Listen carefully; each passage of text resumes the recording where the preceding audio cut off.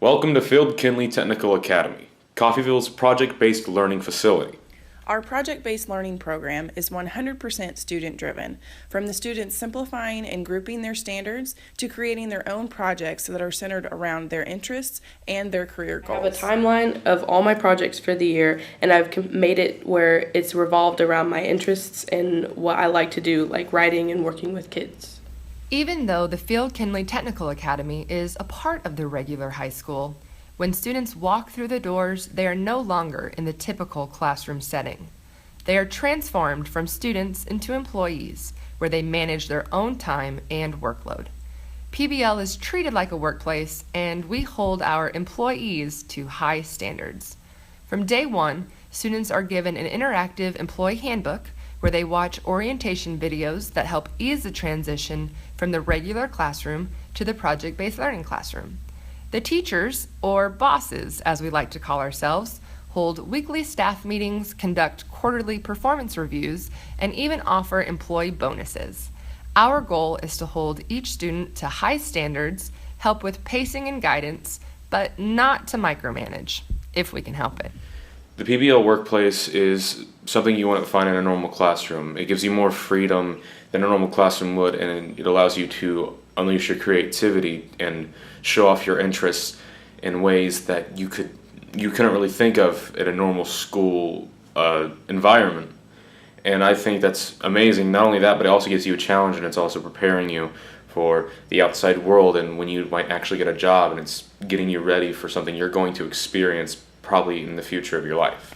Valuable employability skills are naturally embedded within the framework of PBL and are one of our major areas of focus throughout the year.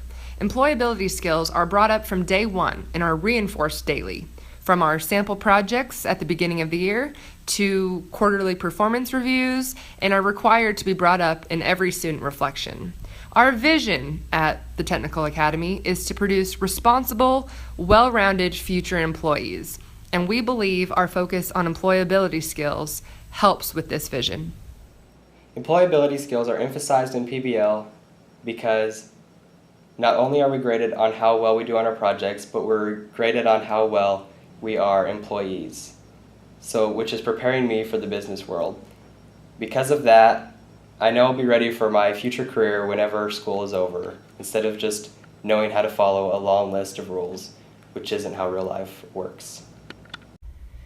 During each 3-week cycle, students will work their way through the 7 steps of a project, the final of which requires them to present to their instructors, but which often includes classmates and even community members. Students know exactly what is expected of them by utilizing the project rubric to pre-grade each and every project. The rubric outlines the 13 project requirements, the most obvious of which involves students thoroughly hitting the standards they proposed, and of course, demonstrating necessary content knowledge. From that point, to prove project mastery and completion of the 7 steps, students have several other requirements, some of which include a completed works cited or references page and an online portfolio. These portfolios, at a minimum, include a project summary and a detailed reflection. However, students often and typically go above and beyond with their portfolios.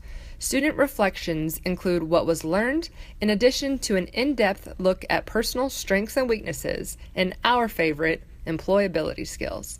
Students point out specific employability skills they utilized during the project and the role these skills played throughout the entire 3-week process. This is my first year at PBL, and the whole 7 steps of a project cycle were a little intimidating at first. But now that I've worked through them, they are fairly simple and act kind of like checkpoints to make sure I'm on the right track. I think step 2, which is the paper proposal plan, is the most important part.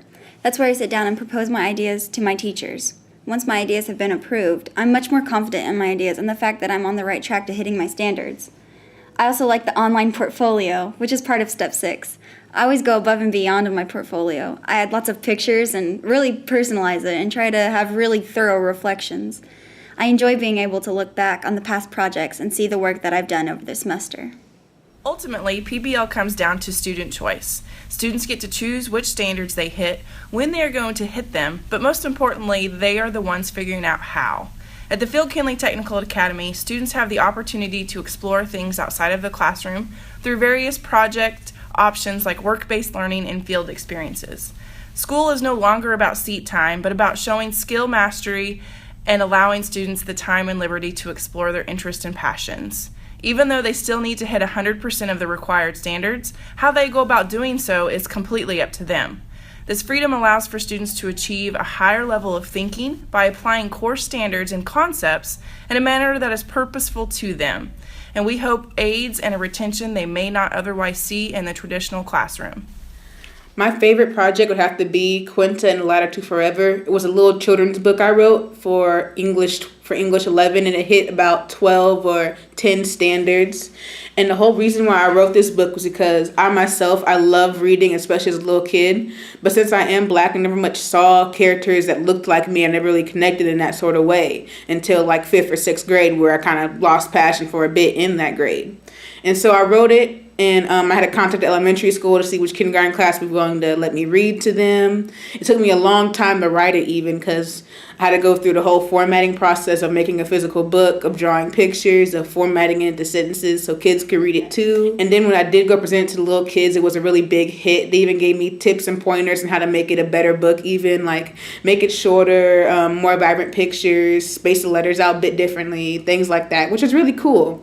But also when I did read to them, the main character was a little Black girl in training because it was a fantasy book, and fantasy was always my favorite subject. So I made her the main character in this fantasy book. And then when I did read it to the kids, the one little Black girl in the class was just astounded and just loved the whole thing. And when I asked her about it, she said, "Yeah, I love it because the main character, she looked just like me, and that's awesome." And that really was awesome. That was really what I wanted to do, was show them they can have fun with reading. That you can always find yourself creatively and go into a whole new world through books. And that's mostly why it was my favorite project.